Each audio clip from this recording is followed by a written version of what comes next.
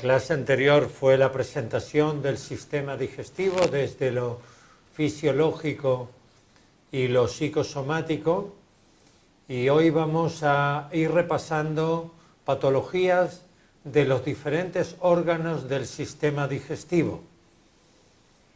Dado que este sistema es muy amplio y muy variado, es muy probable que hoy no terminemos, que la clase próxima también.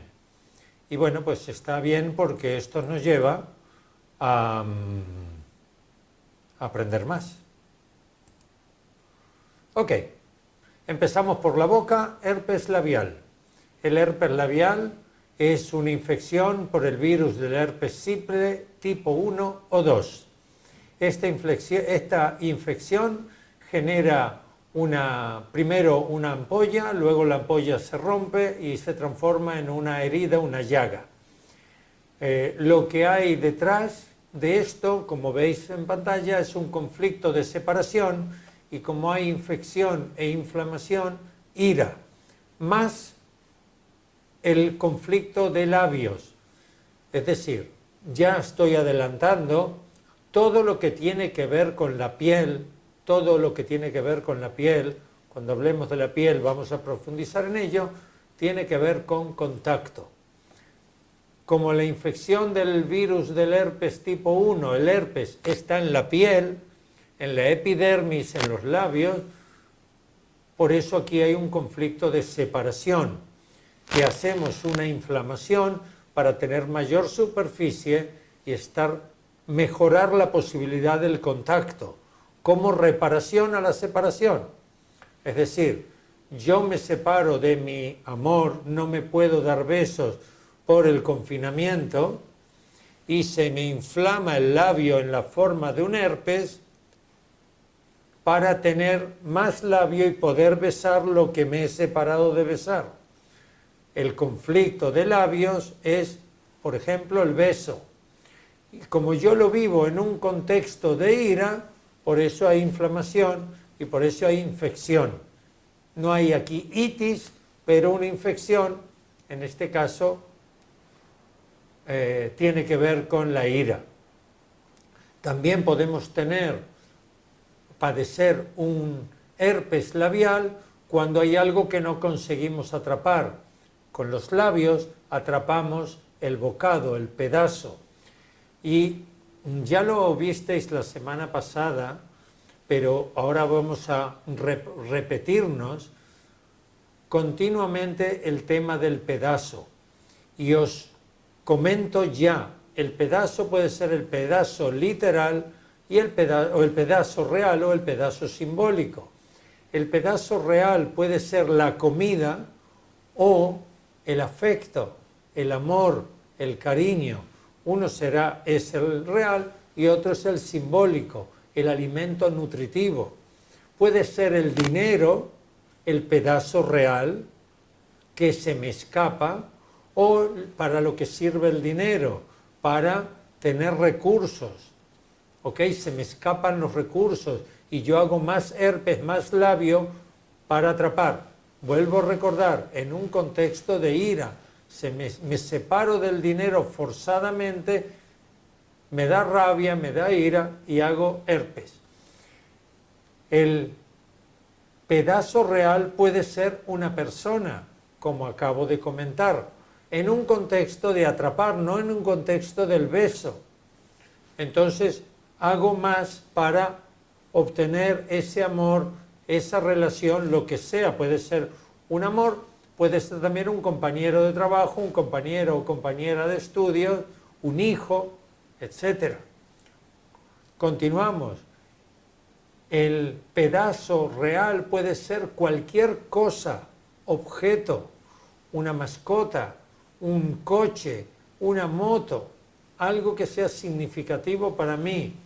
Y la cosa simbólica, pues algo que tenga que ver con lo mío, patrimonio, algo que considero que me pertenece. El pedazo real puede ser un puesto de trabajo, un puesto en una jerarquía social, en una estructura social. Y el simbólico territorio. La pérdida de ese territorio puede generar, en un contexto de los labios, beso, atrapar o expresar. No se me ocurre para qué otra cosa sirven los labios. Para hablar, por supuesto, sin mover los labios. Hay solo, creo que 2 vocablos que se pueden pronunciar, la O y la A. Lo demás hay que mover los labios. ¿Ok? Y luego también un proyecto. Se nos puede escapar, nos podemos separar de un proyecto, de una intención, de una idea, y evidentemente que lo simbólico es lo que representa para nosotros. Reconocimiento, aceptación, seguridad, etc.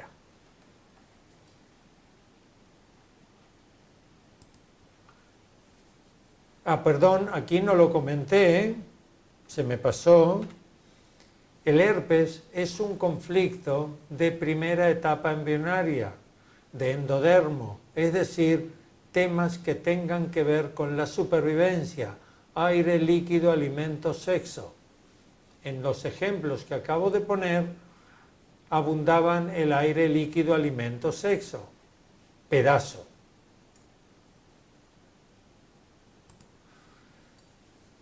Aftas, llaga ulcerosa en los labios o cualquier parte de la cavidad vocal, incluida la lengua. Pues las aftas, que aparentemente es simplemente una llaga, muy dolorosas y muy molestas, pueden ser de primera o de cuarta etapa embrionaria, supervivencia o relaciones. Como afecta a la piel, otra vez, conflicto de separación. En este caso, eso sería cuarta etapa. Cuando tiene que ver con un pedazo, pues es de primera etapa. Casi siempre están ligados.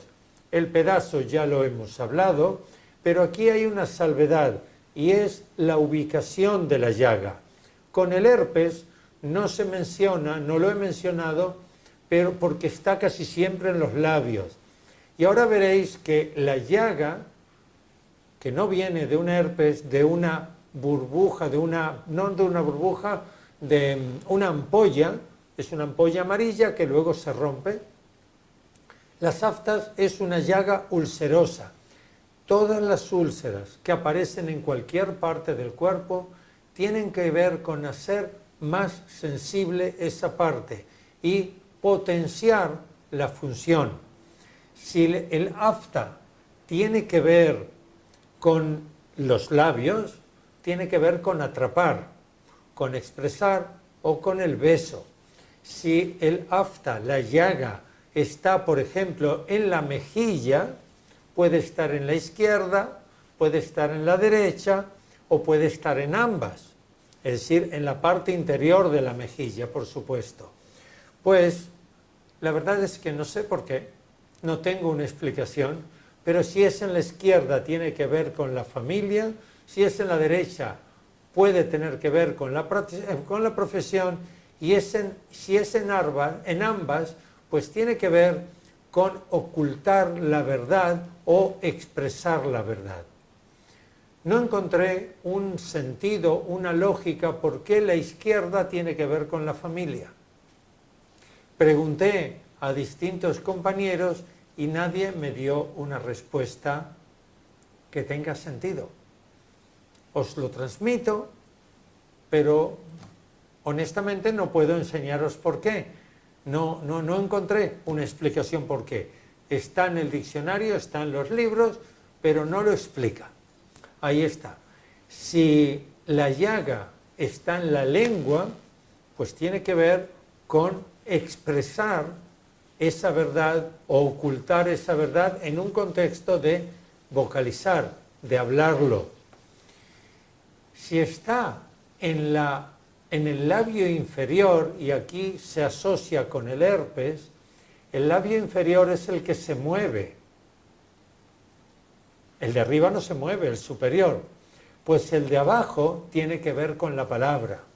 Si es el superior, tiene que ver con el orgullo, con la autodefensa, con sentirnos agredidos en un contexto de expresar lo verdadero o ocultarlo. Los labios ambos tienen que ver con la comunicación, en este caso, en el caso de las llagas. La comunicación, el beso o expresar. Como aquí hay separación y hay pedazo, pues es en algunas cosas más de lo mismo que el herpes. Si voy muy rápido o queréis preguntar o compartir alguna historia personal, por favor interrumpirme porque es muy enriquecedor y muy útil. Yo, Roberto. Sí, adelante, Talia. Mira, a mí me salían muchos herpes en los labios hace muchos años. Sí. Y ya tenía tiempo que no. Y hace 8 días me salió uno y me llamó la atención. Y es aquí, de hecho todavía traigo la marquita. Ajá, en la barbilla, debajo del labio, ¿no? Sí. Oh, hace 8 días, me dices. Sí, fue exactamente el sábado. Ok, ¿y con todo lo que acabo de contar te has identificado con algo? Ay, pues es que no encuentro. O sea, sí lo había leído y traté así como de observar qué fue, pero ahorita de todo lo que has hablado, creo que sí hay ira, pero como que la siento cuando siento que me quitan o me piden algo que tenga que ver con el dinero. Hace 10 días, ¿qué te pasó con el dinero? Bueno, es que no es 10 días, ya tiene tiempo que así o sea, sí traigo ese sentir. Sí, pero Hace 10 días lo sentí. Ajá. el herpes apareció hace 8 días. Entonces yo te digo, hoy estamos a 18 y hoy es jueves. El jueves pasado era 11, la semana pasada, y eso fueron 7 días, el lunes de la semana pasada, el lunes martes, ¿de qué te has separado? ¿Qué se te escapó? Es que siento que cuando me piden, en especial mi esposo, que me dice, oye, ¿me prestas ahorita te lo pago? Y me da mucha, como que siento eso. Eso fue lo que sentí, como un coraje, como es mío, ¿sabes? No sé explicarme así. Sí, sí, entiendo, sí. Un conflicto de separación. Ajá. Ok, vale. Decodifícalo, vete al programante para que no vuelva a salir ya nunca más. Ah, está muy interesante. Creo que ya sé por dónde va. Sí, ya me cayó el 20. Comparte, no nos dejes en ascuas. Creo que tiene que ver con esa misma sensación, porque te digo, tengo muchos años, creo la primera vez que me salió tendría yo 14, 15 años, y ya trabajaba yo, siempre trabajaba como en algo de vacaciones o siempre hacía algo, y me molestaba tenerlo que aportar o dárselo a mi papá, de pronto que él lo necesitara. Bien. Creo que sí. Tú trabajas, ganas dinerito y no te puedes dar el gusto de comprarte lo que te gusta, disfrutar, pasear. La niña buena que tiene que cumplir. Exacto. Ok, pues sabes lo que tienes que hacer ahora. Sí, Ahora, porque yo me daba de topes y decía, es que no tiene que ver con el beso o con el sexo, como que yo buscaba, pero ahorita que dijiste dinero, nunca le había puesto yo como esa atención y ahorita creo que por ahí va, lo voy a... bien, ahora te tienes que portar mal. Pues sí, pero me Ahora cuesta tienes mucho que hacer trabajo. aquello que con papá no podías. Exacto. Por cierto, tu esposo, ¿a quién representa? A mi abuelo paterno, Ajá, Guillermo Palafox. Guillermo. Sí. Sí. ¿Y con él también lo tenías como el mandamás? Supongo que sí, digo, yo tenía 1 año cuando él murió. Ok, pues Yo no entonces ese recuerdo. es el estructurante, el programante estructurante. Ok, Claro. pues nada, ¿dónde está Gracias. enterrado tu abuelo? En DF, en México. Ok, te vas con un amante al cementerio y allí en la tumba del abuelo, dale que te pego, una borrachera y todo lo que nunca te has permitido. Ya sé. Muy Bueno, bien. ok. Gracias, Gracias. genial. Si sigo así nadie va a compartir nada. Vale. Candidiasis, genial, muy bueno. Perdón, no comenté con el herpes. El virus del herpes tipo 1, tipo 2, cuando se aloja en el cuerpo no sale. No se puede quitar. Se queda para siempre. Lo que se desbloquea es el desencadenante para que erupcione. Pero si cuando Talia era joven y le salió el herpes por primera vez, le hubiesen hecho una analítica de sangre y daba que tenía el virus del herpes simple tipo 1, por ejemplo, hay distintas medicaciones, distintas pomadas, pastillas y demás, lo inhibe, pero no lo hace desaparecer. Ahora, si se hace la analítica, sigue teniéndolo. Y si ya no le aparece nunca más, gracias a la decodificación e integración emocional, cuando tenga 80 años y se hace la analítica, sigue teniéndolo. Simplemente no se manifiesta, porque el sistema inmunitario lo controla. Lo mismo ocurre con las cándidas. La candidiasis es una infección producida por el hongo Candida albicans. Este hongo genera unas llagas de color blanco, en este caso en la mucosa bucal. También tanto el herpes como la cándida aparece en otras mucosas. Las cándidas en la mucosa vaginal, el herpes en los genitales tanto femeninos como masculinos. De eso volveremos cuando tratemos el aparato reproductor dentro de 2 sesiones. Un hongo tiene la función de limpiar. Cualquier hongo que se manifieste en el cuerpo tiene la función de limpiar. De hecho, las cándidas son las que se comen, utilizan las células muertas. En nuestra natural regeneración celular, las células que se sustituyen por células nuevas, las viejas muertas, son devoradas por las cándidas, por la Candida albicans. Cuando morimos, este hongo es el que nos transforma en polvo, comiéndose todas las células que acaban de morir, comiéndose todo el tejido ex vivo. ¿Ok?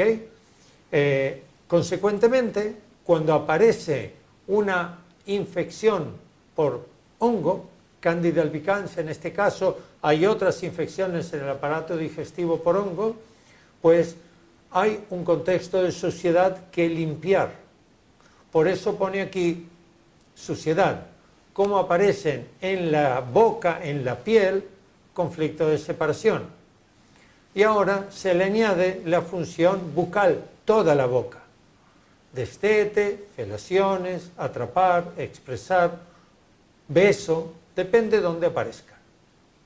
¿Ok? Creo que yo he contado, creo recordar el nivel 1, de una niña que yo tenía en consulta de 9 años que tenía candidiasis en la boca.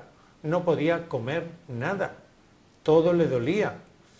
9 años y era una incorporación por la madre. Y había contado, como esa era mi sospecha, a pesar que era muy grande, pero tenía 9 años y todavía tomaba el pecho. Sí, la madre, que curiosamente es nutricionista, le seguía dando el pecho con 9 años. Tenía dientes, comía chuletones y demás, pero antes de ir al colegio, un par de chupaditas para irse tranquila. En aquella época yo di un taller de meditación y vino la madre, la niña y el marido. Pues la niña se sentaba en postura del loto, con una mano en una pierna y la otra mano en la pierna de la madre, y así solo cerraba los ojos. Había mucho apego, por eso consideré que fue una incorporación. Pues para demostrárselo a la madre, le digo, ¿qué tal si en vacaciones manda a la niña a un campamento? Cuando no esté contigo, no va a incorporar tu conflicto de separación, de suciedad, que tiene que ver con la boca. No se lo creía, pero 2 semanas después terminaba el colegio y la mandó, porque ya estaba concertado, a visitar a los abuelos, es decir, a los padres de la madre, que viven en otra parte de España. Durante todo ese mes la niña no tuvo ni una sola llaga en la boca, no tenía nada de cándidas. Cuando llegó la madre en la última semana, le aparecieron todas las cándidas otra vez. En la última semana la madre fue a buscarla y a pasar una semana con sus padres. Al segundo día le apareció la primera llaguita. Y era un conflicto de separación. Era en la otra punta de España. La madre tenía un novio cuando era joven, cuando tenía 26 años, y se enamoró de su primo. Y los dos se escaparon a Andalucía, es decir, de una punta a otra, 1000 kilómetros de distancia. Y eso ella lo tuvo como algo sucio, y esa separación de sus padres, de poder hablar con sus padres de la teta de mamá, que ahora la simbolizan darle a su hija, y toda esa historia. Si hubo hoy un conflicto de felaciones, no me lo contó. ¿Ok?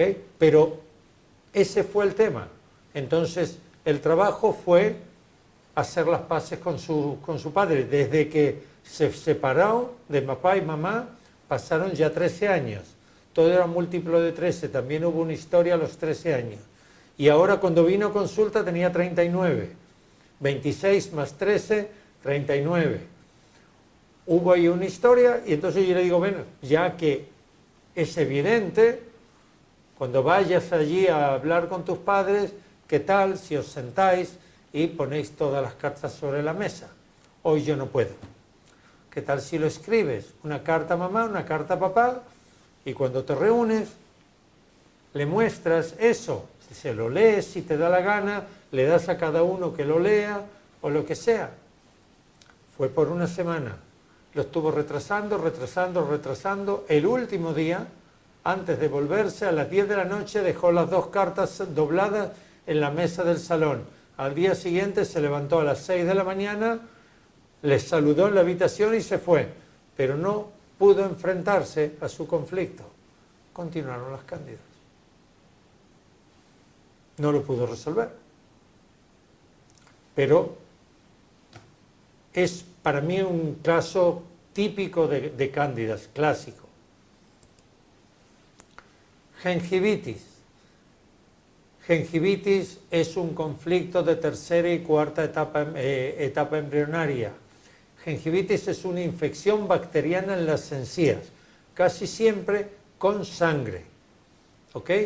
Las encías representan la frontera, el límite entre la sensibilidad bucal y las terminaciones nerviosas de los dientes.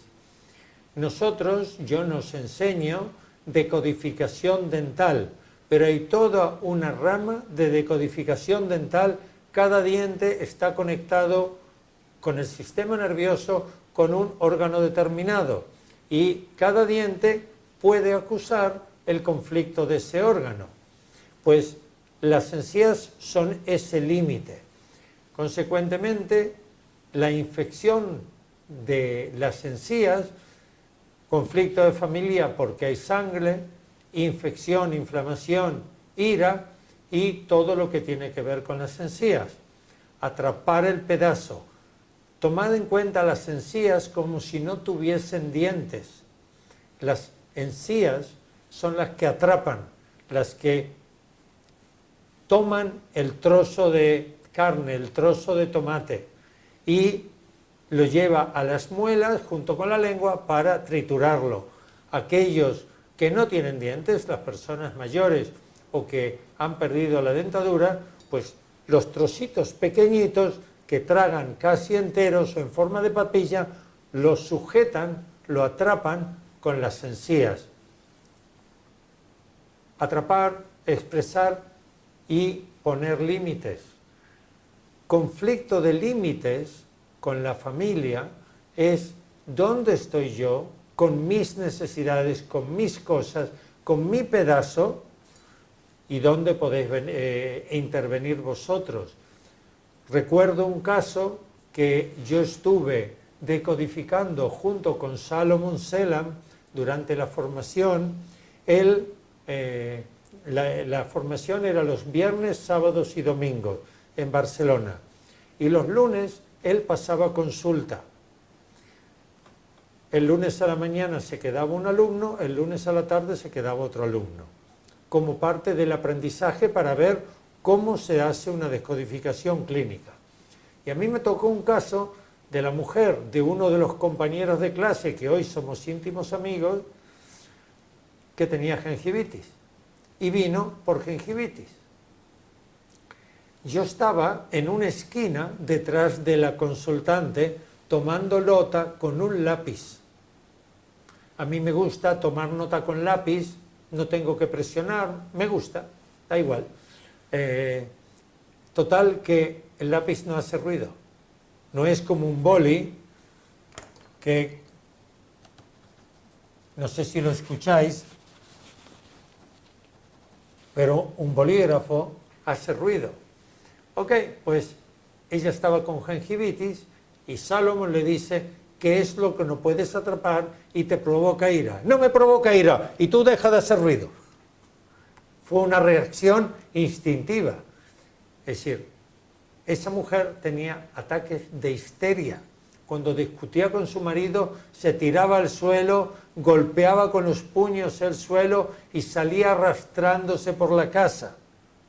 Es decir, en ese extremo. Y todo era el no poder atrapar y mantener la relación afectiva con él. Él, el marido, está en el otro extremo. Es una persona casi femenino en cuanto a su conducta emocional, muy sensible, muy cariñoso, siempre sonriente. Y ella no podía atrapar esto. Cuando lo reconoció, un tiempo después, le desapareció la gingivitis, para daros un ejemplo.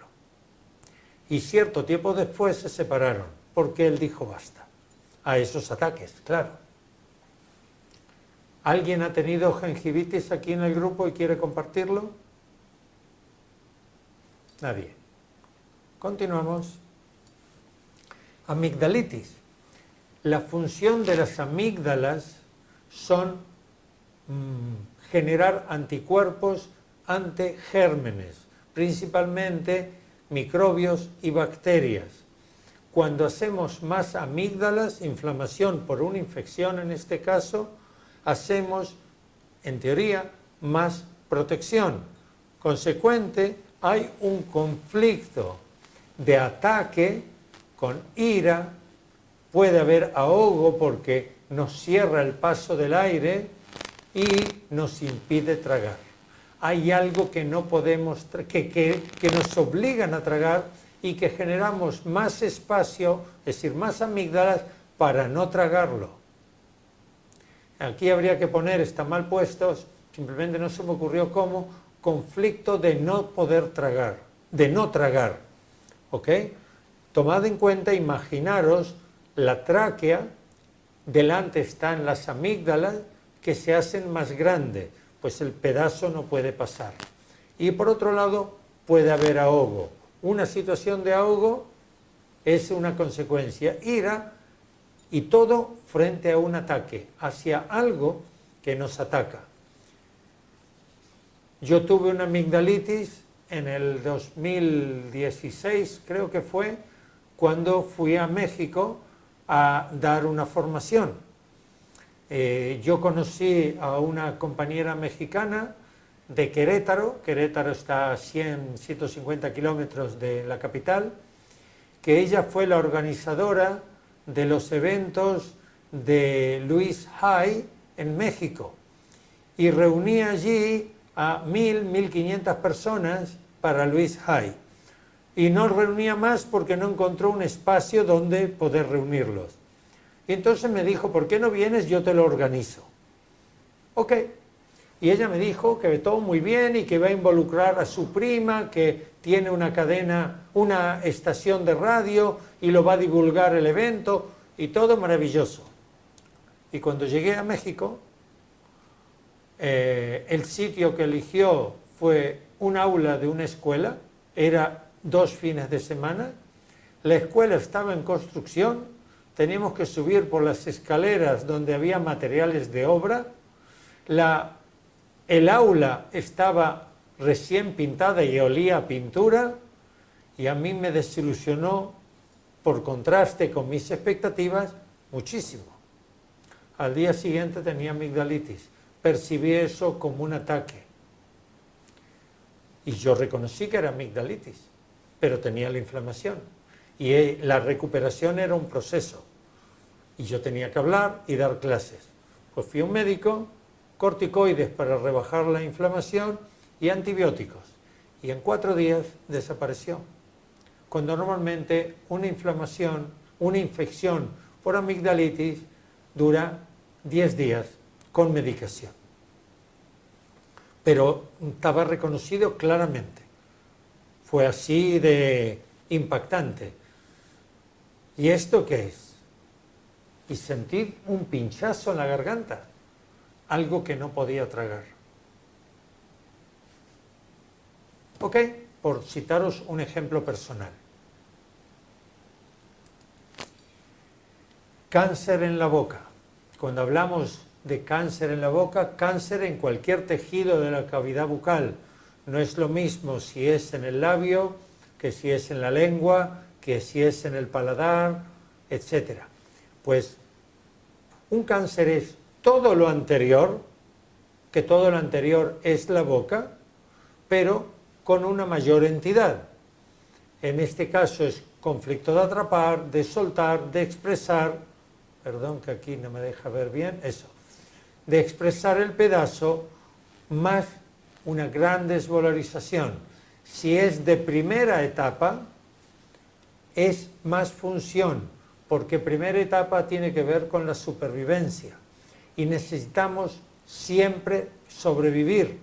Todas nuestras reacciones de primera etapa son todas nuestras conversiones orgánicas, reacciones no, conversiones orgánicas de primera y segunda etapa tiene que ver con aumentar la funcionalidad de ese tejido. Y todas las conversiones orgánicas de tercera y cuarta etapa pueden ser una consecuencia del conflicto, no para aumentar la función, sino para inhibir el conflicto. Es decir, primera etapa es hacer más función y cuarta etapa, como hablamos de contacto, de relaciones, en este caso es favorecer el contacto, reparar el conflicto de separación.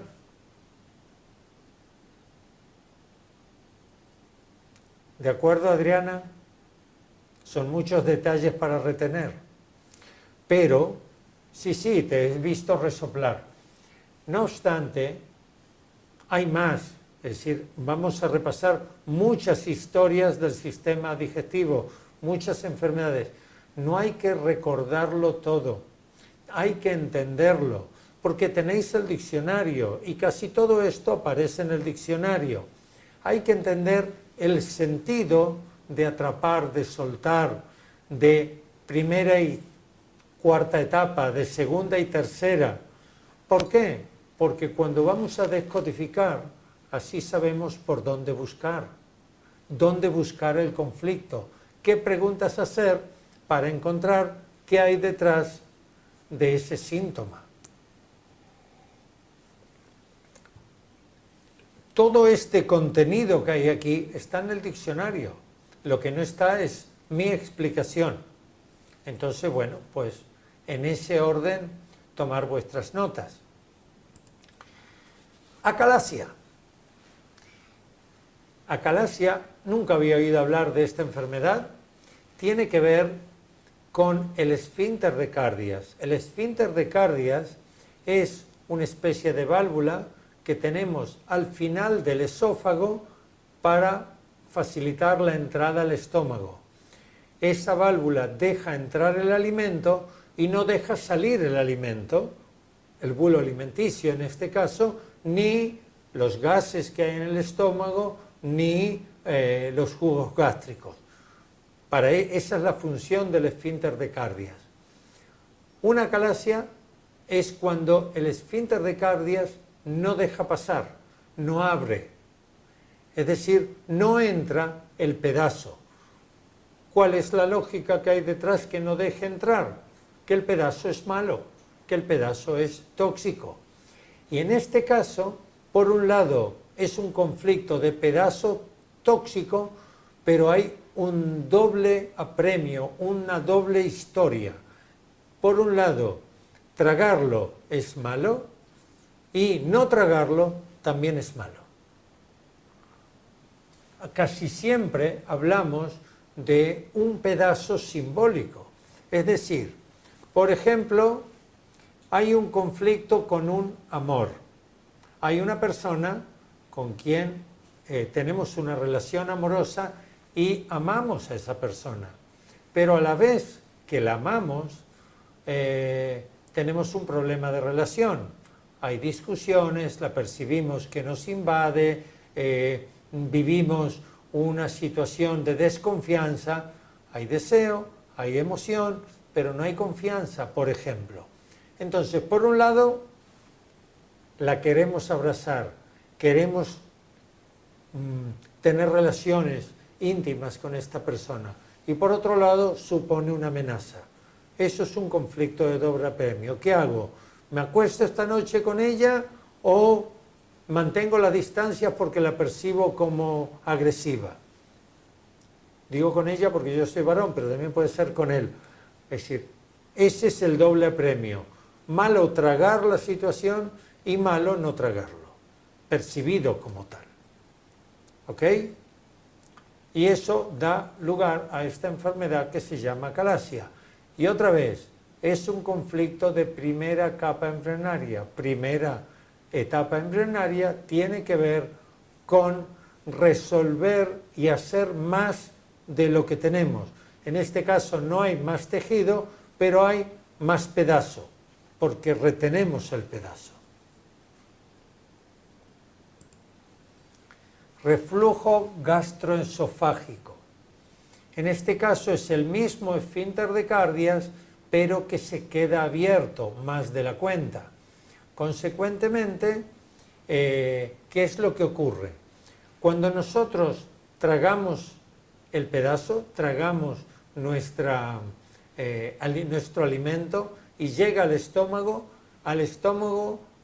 fluyen jugos gástricos y el estómago empieza a contraerse muscularmente, literalmente hace este trabajo en distintas direcciones para triturar todo el alimento, para mezclarlo con todos los jugos gástricos. Si cuando hace esto el esfínter de Cardias está abierto, por el esófago suben jugos gástricos o gases gástricos. Imaginaros que ese estómago con el alimento, con los jugos gástricos, con la bilis, está en un proceso químico. Se calienta, fermenta, si hay azúcares, generan gases y todo eso sube por el esófago. Ese es el reflujo gastroesofágico, a veces incluso con líquido. Y eso puede generar llagas, puede generar malestar, puede afectar a la voz, porque afecta a las cuerdas vocales, puede generar una inflamación del esófago, gastritis y demás. En este caso, sí, un momentito, ¿quién quería comentar? Un minutito, termino con la parte teórica y ahora lo compartimos. ¿Por qué se queda abierto? Se queda abierto para dejar pasar más alimento. Y en este caso, alimento simbólico. Amor, afecto. Sí, adelante, José Manuel, ¿qué querías compartir? Bueno, pues que a mí me pasa con, bueno, no mucha frecuencia, pero me pasa, y me pasa por la noche, cuando estoy durmiendo y me despierto al instante, en el momento que se produce esto. Yo no sé si es normal que, porque alguna vez me tiene pasado en vigilia, ¿no? Despierto, pero... Puede pasar en cualquier momento.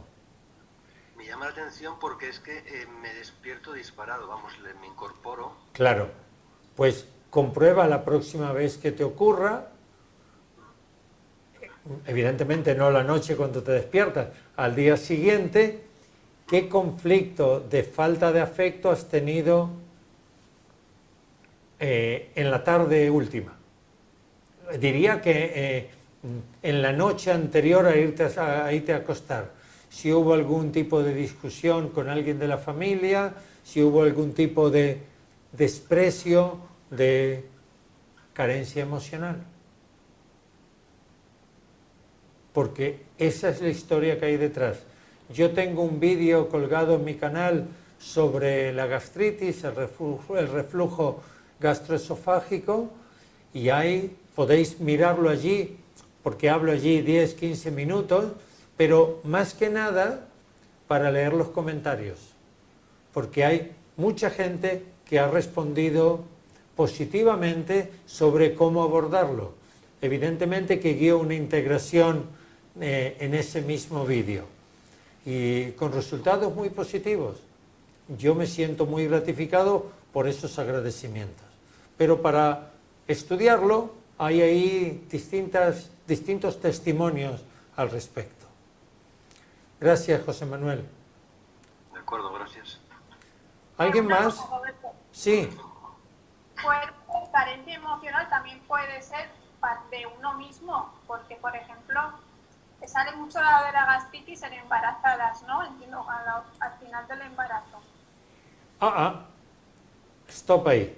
Ahí puede haber gastritis al final del embarazo por la afección de la barriga. Puede haber, es decir, el feto que ocupa mucho lugar, porque el final del embarazo ya está grande. Si fuese al principio te diría que no. Pero ¿a ti te ha pasado el final de tu embarazo, de tu gestación? Sí.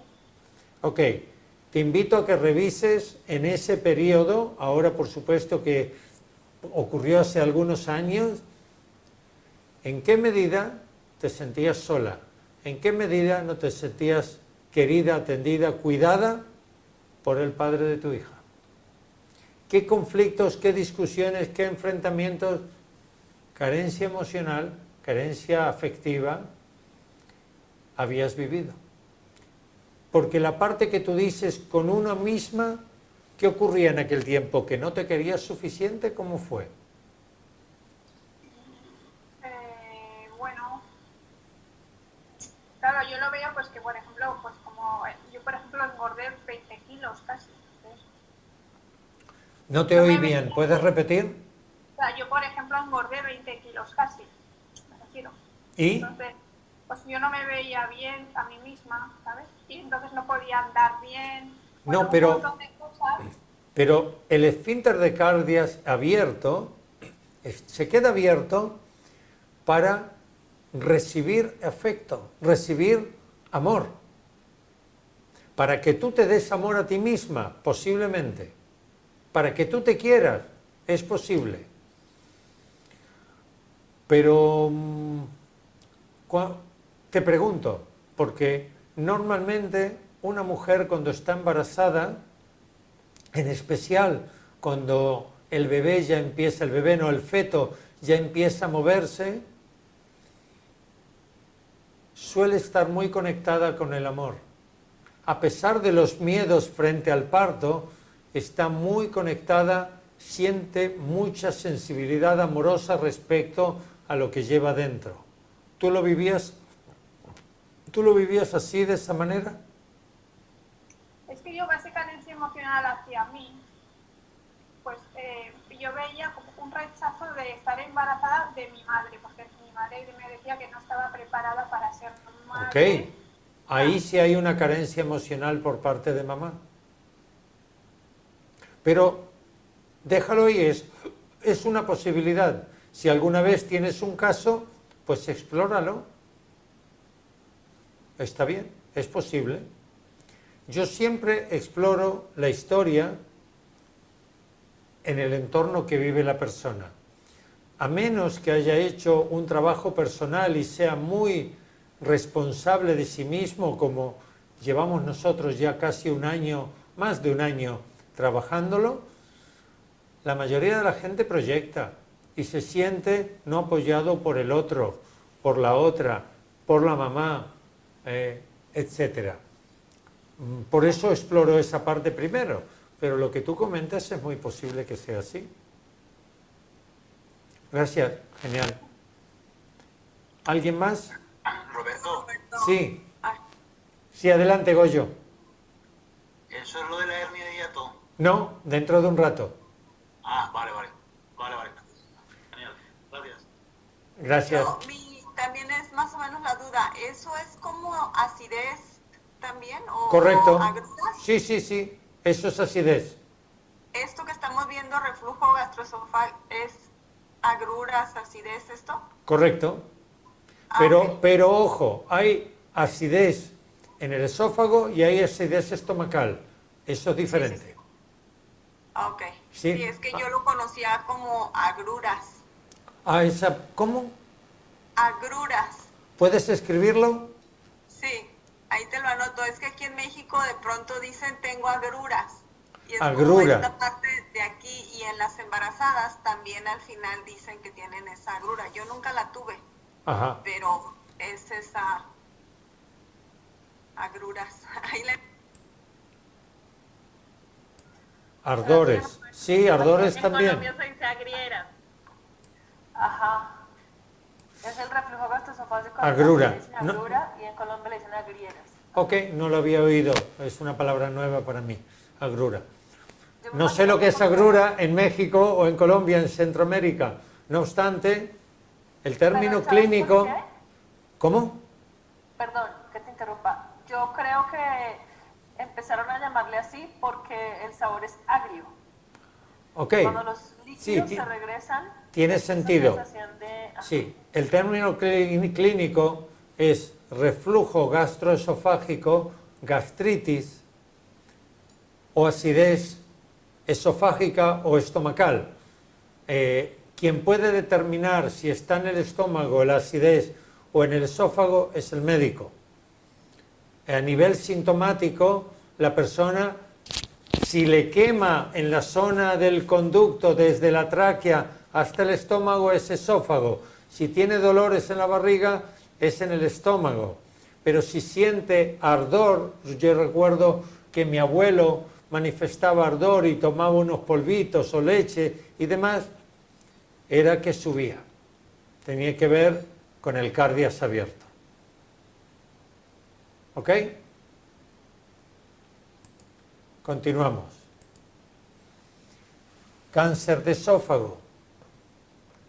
Aquí hay una diferencia. Si están los 2/3 superiores, tiene que ver con primera etapa embrionaria.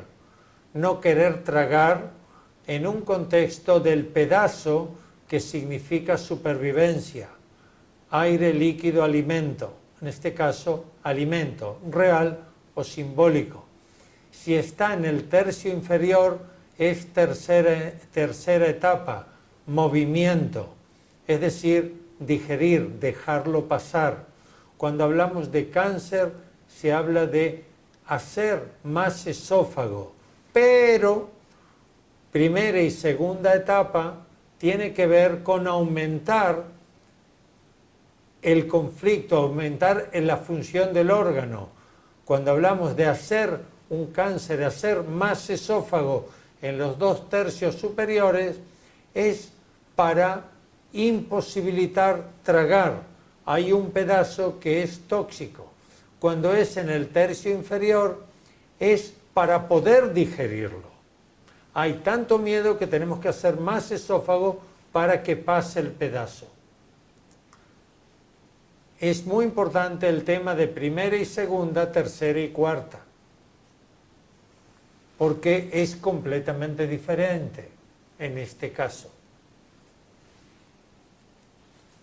No dejar pasar en la primera, has dicho. En los 2/3 primeros, no dejar pasar, no dejar tragar el pedazo, pero no es pasar, sino es deglutir, tragarlo, meterlo, porque el pedazo está concebido como malo, como tóxico.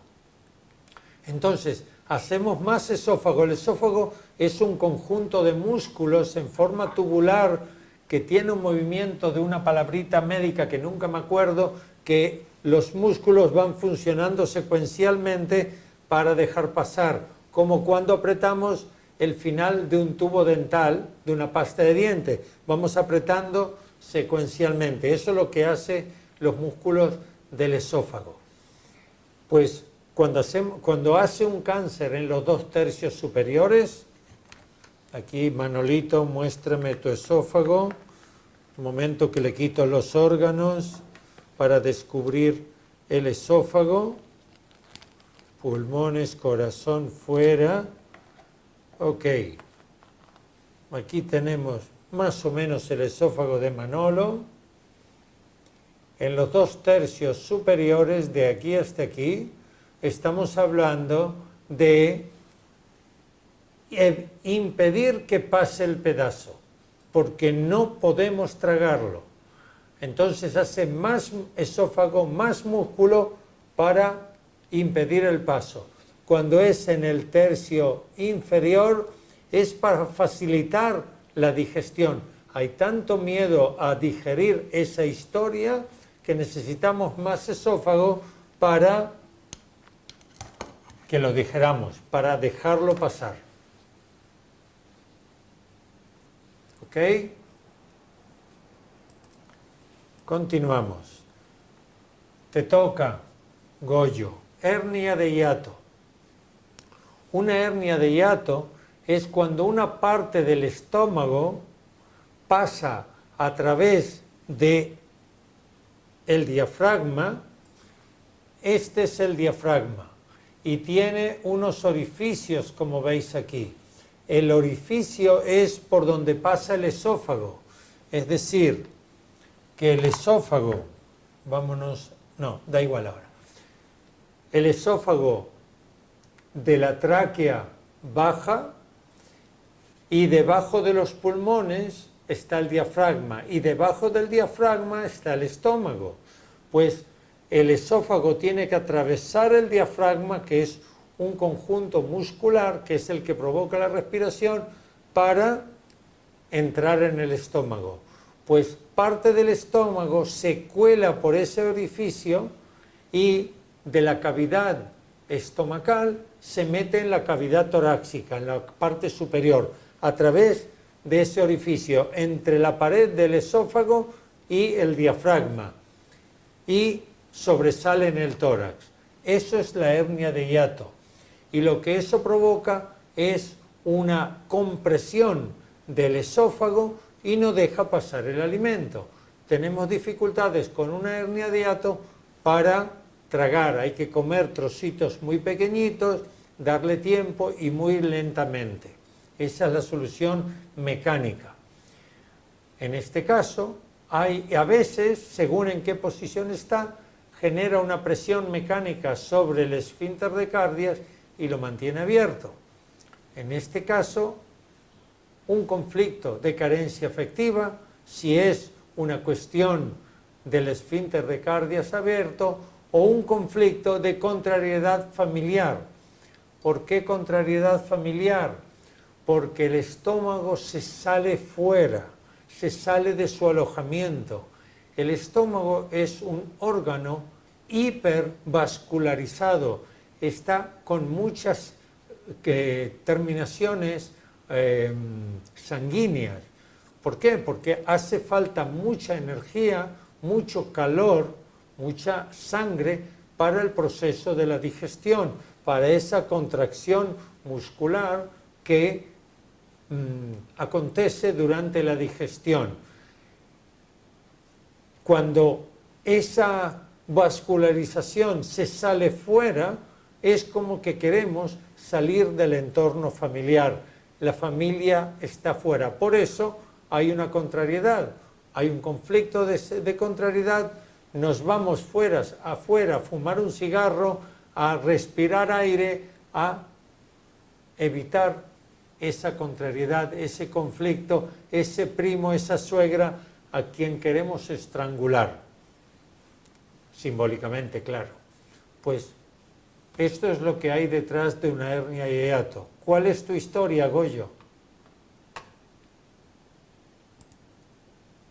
Por mi mujer, que tiene hernia hiato. Ah, entonces no podemos hablar. Por eso, entonces era porque digo... No me cuentes historia de tu mujer porque tienes que ser respetuoso con ella. Voy a preguntar por ella, a ver.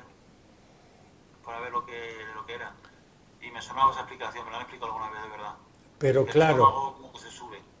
una hernia de hiato es una dolencia de larga duración. Casi siempre la solución es quirúrgica, porque una vez que salió no suele volver de manera natural. Entonces, para decodificar una hernia de hiato hay que irse a cuando comenzó. Casi siempre es un impacto emocional, un psicoshock. No es, como en otras patologías, una conversión repetitiva mínima. También puede ser un ciclo biológico, depende. Pero hay que irse al principio, a cuando ocurrió. En este caso, no es como una de las máximas que he comentado en diferentes ocasiones, que si perdura el síntoma, perdura el conflicto. Puede ser que el conflicto ha desaparecido, pero la hernia ya pasó por el esfínter de Cardias y ese trozo de estómago está estrangulado fuera de su sitio y no vuelve porque ya no hay conflicto. Sí, imagina que este es el esófago y alrededor del esófago hay un músculo que es el diafragma, que tiene mucha fuerza porque comprime y expande los pulmones, y por la intersección se cuela el estómago. El estómago está fuera, estrangulado. Os mostraría fotos, mirar en internet fotos de una hernia de hiato, a aquel que le guste, y es muy difícil que vuelva. Ok, pues descodificándolo, más el tratamiento médico, es lo ideal. Vale. Gracias. Gracias. Úlcera péptica. Una úlcera, ya lo comentamos, ocurre en la pared corta del estómago, es decir, en la curva corta. Este es el estómago. Lo tengo puesta en esta posición, pero está puesto en una posición semiacostado, es decir, si lo miramos de lado, está en esta posición, ligeramente inclinado, y la entrada del esófago, que es esta parte delantera, va ligeramente hacia arriba. ¿Ok? En la curva corta es donde suele aparecer las úlceras. En la curva mayor, se llama la curva menor y la curva mayor, en la curva mayor es donde suelen aparecer los tumores. En este caso, una úlcera péptica es una llaga en la mucosa interior. ¿Por qué se produce la llaga? Médicamente, porque hay excesos de bilis, de jugos gástricos que horadan, que la degradan. Desde la decodificación emocional, porque hay un conflicto de contrariedad en el territorio digestivo. Ok, ¿qué es territorio digestivo? Cualquier situación de conflicto en aquello que es mío, desde el pedazo real o al pedazo tóxico donde estoy viviendo ahí un conflicto. Es decir, si yo vivo episodios reiterados de contrariedad, por ejemplo, con mi relación afectiva, con la recepción de amor, con la capacidad de dar amor, puede aparecer una llaga. Lo que se llama, en Sudamérica, no sé, aquí en España se utiliza poco este término, hacerme mala sangre, sentirme con resquemor, sin llegar a ser rencor, con un sentimiento interno de no me quieren suficiente, no me quiero suficiente. Eso es el alimento simbólico que requiere de más jugo gástrico para ser digerido, pero no hay alimento tal, y termina una gotita y otra gotita y otra gotita, conversión repetitiva mínima, generando una úlcera, una llaga en la pared interna del estómago. Otra situación de úlcera péptica, un problema con el patrimonio. Imaginemos una herencia que se tarda mucho tiempo en poner de acuerdo a todos los herederos del cual el sujeto es uno de los miembros, y hay discusiones a ver qué hacen con la casa, si la venden, si la alquilan, quién se la queda, cómo se reparten, y eso lleva tiempo y tiempo y tiempo. Esas propiedades que no se venden nunca, alguien que tiene derecho a esa propiedad pero que tiene unas dificultades de recursos y no la puede utilizar, ya sea venderla y llevarse su parte o habitarla porque hay conflictos familiares. Y eso, orada, hay que digerir toda esa contrariedad, exceso de bilis genera una llaga. Y así todo lo que se os ocurra, casi siempre conversión repetitiva mínima. Es muy raro que sea consecuencia de un impacto emocional o un ciclo biológico. Mucha atención en el tema de úlceras pépticas a las fidelidades familiares inconscientes. ¿Por qué programan? Porque sirven como conflicto programante o estructurante. No el hecho de que mi padre, mi abuelo o quien sea haya tenido úlceras pépticas, sino el tipo de conflicto, la manera de gestionar los afectos, los conflictos, las historias familiares. ¿Por qué familiares mayoritariamente? Por la hipervascularización del estómago. ¿Ok? Hay muchas terminaciones sanguíneas y mucha sangre por allí. Continuamos. Sí, adelante. Respecto a la úlcera péptica, como está relacionado con el tema de la ira y la bilis, una persona, lo que comentaba un poco Adriana también en otra clase, una persona que está operada de lo que es la vesícula y no tenga vesícula, lógicamente está gordeando continuamente la bilis. No es por eso, pero en este caso puede ser un conflicto también de esa ira mal digerida. No. En este caso, cuando a alguien le extirpan la vesícula, el conducto biliar del hígado, en vez de ir al receptáculo, al depósito que es la vesícula, va directamente al estómago. Entonces tiene que tomar continuamente medicación para absorber y proteger para absorber esa bilis y para proteger el estómago. Este es un efecto colateral de la intervención quirúrgica. Que tenga un conflicto de vesícula y siga coexistiendo, eso no es lo que le provoca la úlcera. La úlcera es un efecto colateral de intervención médica y es conocido. La vesícula no lo hemos tratado, vendrá creo que en la próxima clase porque hoy ya no llegaremos. Son conflictos de ira, rencor, injusticia. La persona vive en ira y ya psicosomatizó la vesícula al máximo y se la han quitado y sigue viviendo en ira. Ahora viene lo siguiente, los distintos patologías que tienen que ver con la ira, con el rencor, con la injusticia. Tiene que ver con el intestino delgado. ¿Ok? Pero no con una úlcera péptica. En ese caso, no. ¿Ok? Celiaquía. Sí, ¿quién es el que habla que no le escucho? Ana María. Sí, adelante, Ana María. Sí, era preguntarte si todo eso es aplicable también a la acidez estomacal, aunque no haya llaga, aunque todavía no se haya formado la llaga en el estómago.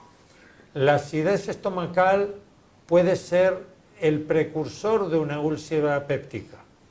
Es decir, primero hay acidez estomacal por ese mismo conflicto de contrariedad, Eso te preguntaba. pero que tiene menor entidad. Al principio hay acidez y con el tiempo se transforma en una úlcera. Es lo mismo, sí, correcto. Vale, gracias. Gracias a ti. ¿Alguien más?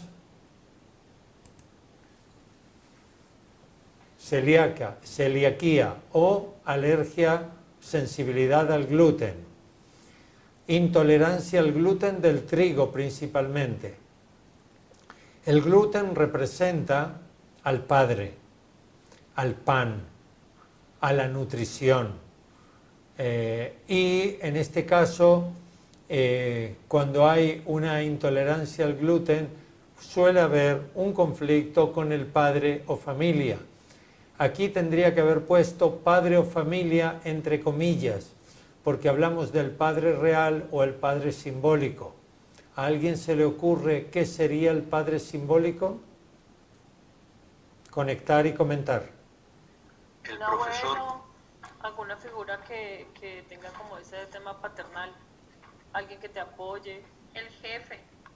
El profesor, el tutor. El profesor, el tutor. Muy bien. Sí, la autoridad en cualquier entorno. Aquí el que dice lo que está bien y lo que está mal, en cualquier entorno, no importa si tiene razón o no. Pero muy bien, lo habéis visto bien. Ok. Perdón, y- Roberto, Sí. ¿puedo hacer un comentario? Yo tengo 3 de mis hijos que no toleran las harinas. Sí, el gluten. Sí, ¿y cuál es tu asociación? Espera que no te veo, te estoy buscando. Ahora te veo, Juana. Sí. Y no sé, Toma por lo a que uno de dices. los hijos. Al... Y bueno, tengo a mi hija mayor que tiene 39 años que no puede comer nada de harina, ni Ok. fideos, ni harina. Desde Y tu... el que la sigue, que es un varón... No, también, espera, no mi me hija cuentes más toda la pequeña. historia. Quédate con tu hija, porque con los tres juntos es difícil de verlo. Es decir, tu hija mayor, ¿percibes que tiene conflictos con su padre? Bueno, no, porque es más o menos la que dialoga más con él. Ok. Pero es una persona Pe- bastante difícil. Ok, está bien. ¿Percibes que a pesar que dialoga con él más, hay algún tipo de separación, de sí pero no, de alergia a papá? No lo compares con los demás. Míralo solo con ella misma. Sí. No sé, porque ella también tuvo, que ya lo diste en clases anteriores, fue una niña que se orinó hasta muy, muy grande también. Sí, pero eso es otro tema. No mezclemos. Y si yo te pregunté si percibes que tiene algún conflicto con el padre y me has dicho ella la que más dialoga, eso estás comparando. Dejemos de comparar, porque cuando viene un consultante, yo le pregunto, ¿tienes algún conflicto con tu padre? Si ella lo siente que sí, da igual que el hermano menor tiene más conflicto. Y el otro tiene un conflictón. Es decir, Claro. se trata en qué medida ella percibe a papá como peligro, amenaza, control, manipulación, enfrentamiento. Claro, pero eso lo tendría que responder ella. Yo no. Claro, claro. Por eso te pregunto qué medida tú lo ves, porque lo tendría que responder ella. Yo tuve una chica, muy al principio de empezar a dar terapia, bióloga, que estaba en la tesis doctoral en biología y que tenía alergia al gluten. Y tenía un conflicto con el padre porque el padre despreciaba a los académicos. Y ella estaba haciendo un doctorado, estaba terminando el doctorado, pero el padre despreciaba a la gente con estudios, la gente académica, porque él se sentía menos. Literalmente así, ella me lo contó así. Y ella amaba la pizza, su sueño era comer pizza.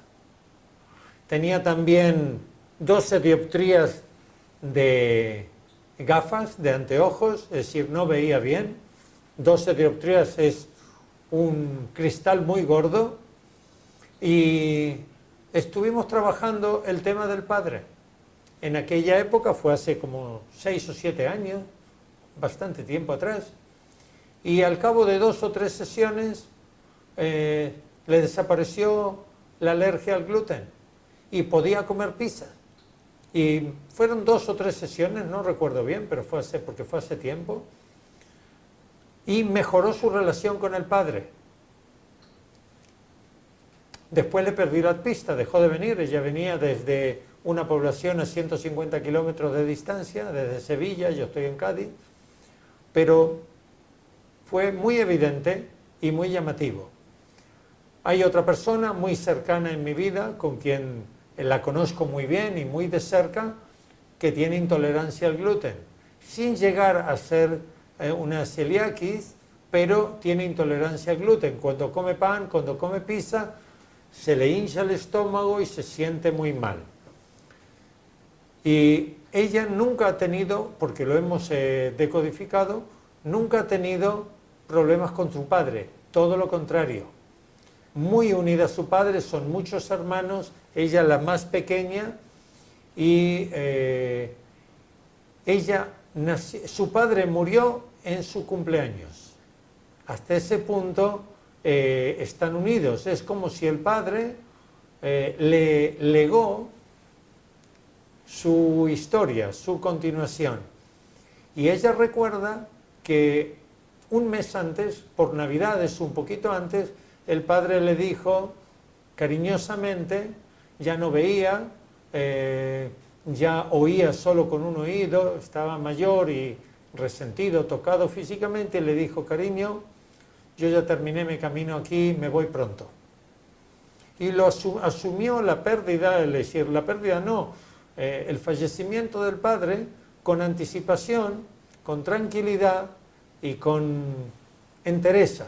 El padre murió en su cumpleaños y ella recibió, aunque no estudió decodificación emocional, pero tiene mucho trabajo personal, recibió eso como un premio, como un legado, como una herencia.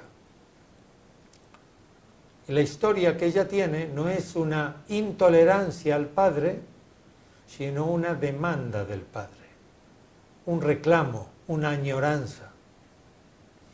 Cuando lo hemos trabajado de esta manera, durante un par de semanas, 3, el gluten no le afectaba.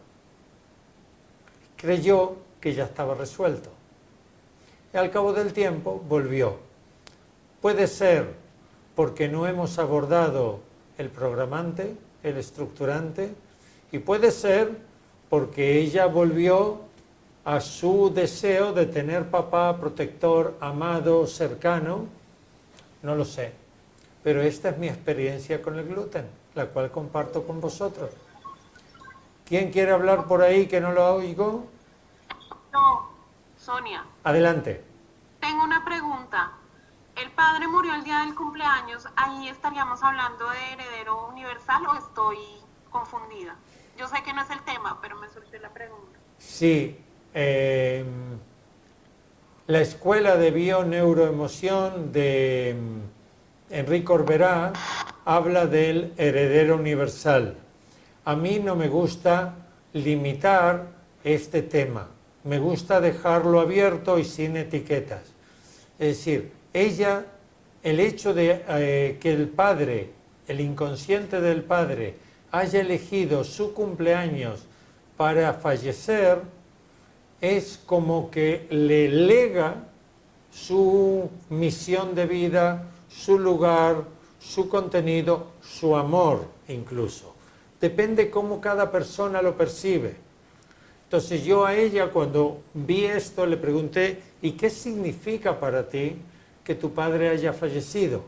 No quiero ir con el prefijo de que es una heredera de papá. A ver qué es lo que siente. Es decir, siento que mi padre me dio todo el amor que había en su corazón. Me lo heredó, me lo concedió.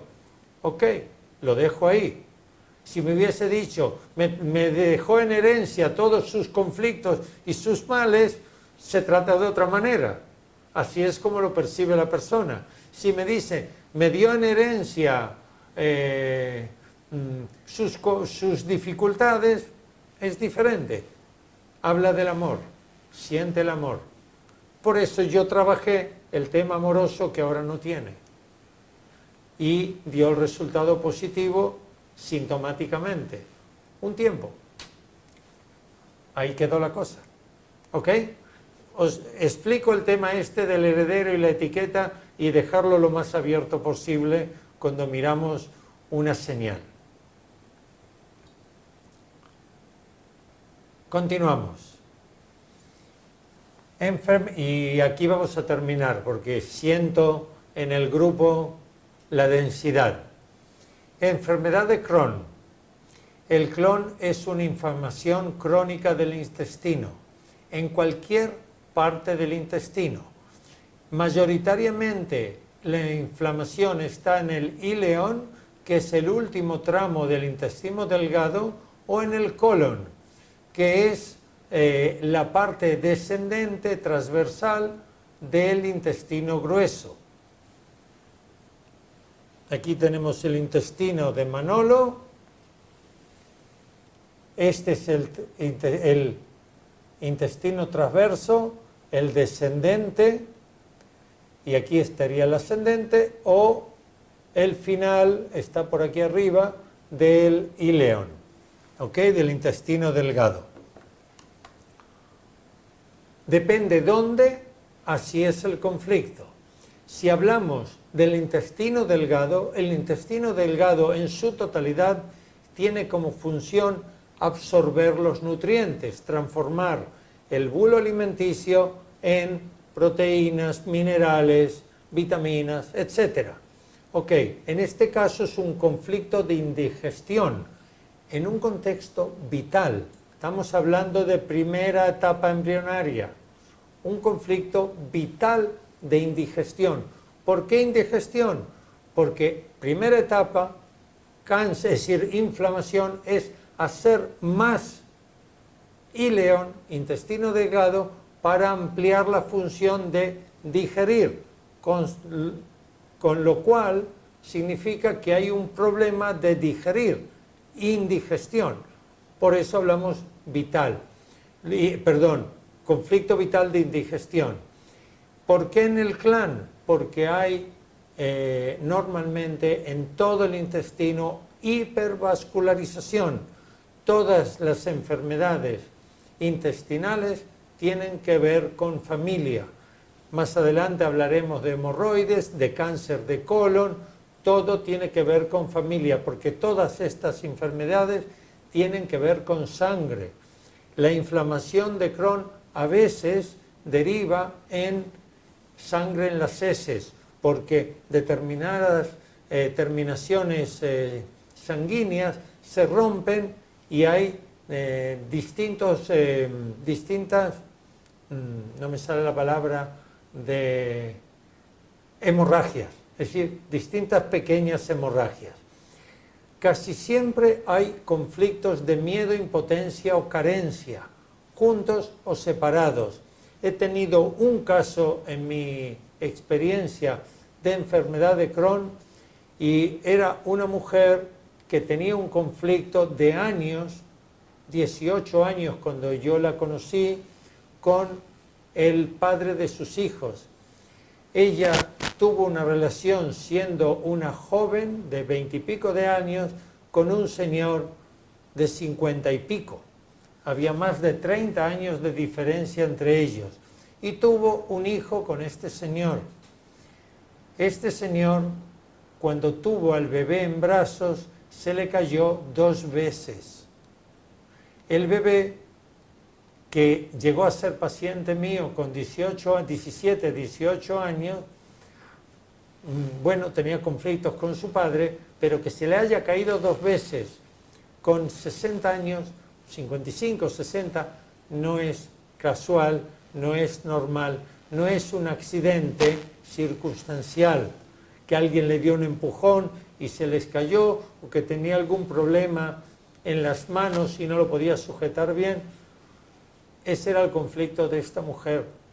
Durante el tiempo que lo estuvimos tratando, que fueron 3 o 4 sesiones, mejoraron significativamente los síntomas, pero no lo seguimos tratando y le perdí la pista. Dejó de venir, era una cuestión económica, ella quería que ese esfuerzo lo haga con el hijo y estuvimos tratando a su hijo, que era parte de su Crohn. Hoy no sé cómo está. Hace poco, que fueron casi 4 años después, el hijo acudió a mí por una historia actual. Le pregunté qué tal la madre, me dijo bien, gracias y sin más detalles. Pero por ahí van los tiros. Un conflicto de contrariedad en la familia, en este caso era la familia creada por ella, no fueron pareja familiar, pero era el padre de su hijo y pasa a ser una familia en funciones, aunque no convivían juntos. Este señor se hizo cargo del hijo, le ayudó económicamente durante toda la crianza, participaba, cada tanto el hijo iba con el padre vivía en Inglaterra, la madre vivía en España con el niño, y de hecho cuando este niño vino a mí con 17, 18 años, el padre se hizo cargo de la educación académica en este caso, le pagó la carrera. Y ahora me quedé ahora en un lapsus porque ahora caigo que el niño me contó cuando vino ahora hace poco, hace un mes o así, de que el padre murió de cáncer de colon. Todo está relacionado. Aunque no he decodificado el cáncer de colon del padre, pero muy probablemente cáncer de colon, enfermedad de Crohn.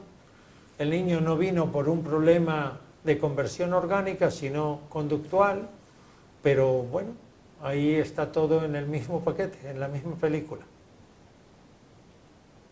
¿Alguna pregunta hasta aquí? Sí, Sonia, adelante. Una pregunta.